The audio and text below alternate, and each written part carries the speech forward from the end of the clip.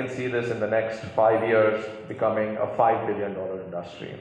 I think the timing is very good for India right now, just given the geopolitics between the US and China, because a lot of this kind of work is being done in China by US. In the US,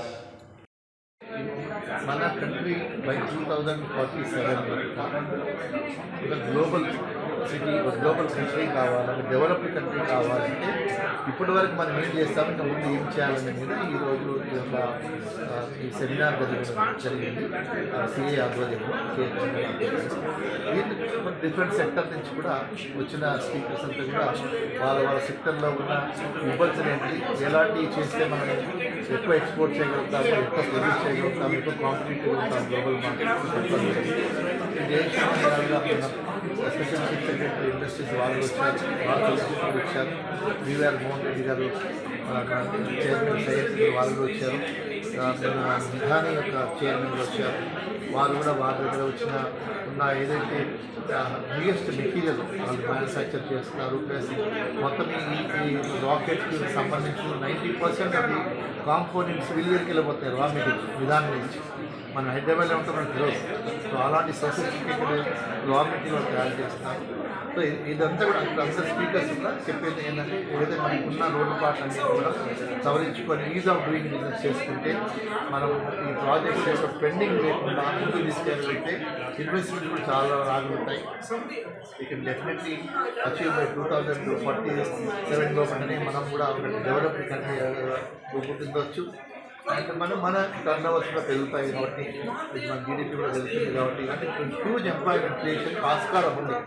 మనం అన్ని simplify చేసుకొని ఈ regulatory authorities కానీ, norms కానీ, universities ఇవ్వడం కానీ simplify చేసుకోవడము, required funding ఇవ్వడము, ఫైనాన్షియల్ ఇన్స్టిట్యూషన్ ద్వారా చేయడము, తర్వాత ప్రాపర్ ఇన్ఫ్రాస్ట్రక్చర్ కూడా గవర్నమెంట్ స్టేట్ కానీ government of India infrastructure develop చేయడం కూడా ఇవన్నిటి కూడా దోహదపడతాయి ఇండస్ట్రీస్ డెవలప్ అవడానికి.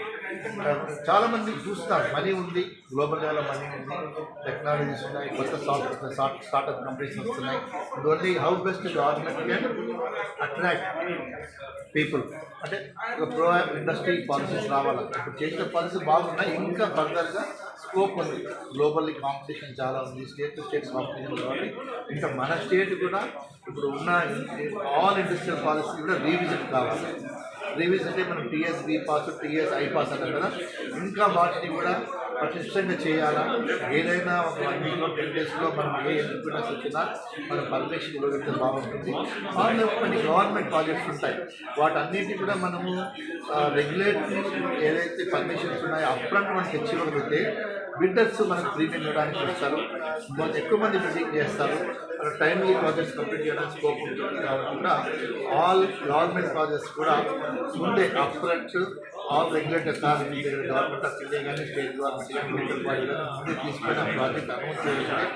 బిడ్డింగ్ చాలా కాంపిటేటివ్ బిడ్డింగ్ వస్తుంది, మనకు ఫేవర్ జరుగుతుంది, తక్కువ టైంలో మనం చేయగలుగుతాం, తక్కువ కాస్ట్లో చేయగలుగుతాం, ఇన్వెస్టర్స్ కూడా చాలా మంది రాగలుగుతారు, వాళ్ళకు కూడా లాభం అవుతుంది. కాబట్టి ఇలాంటి aerospace and the defense side, I think when we look at the state of Telangana, we will have to look at very competitive policies, very similar to what Karnataka or any other state is doing on the aerospace and defense side.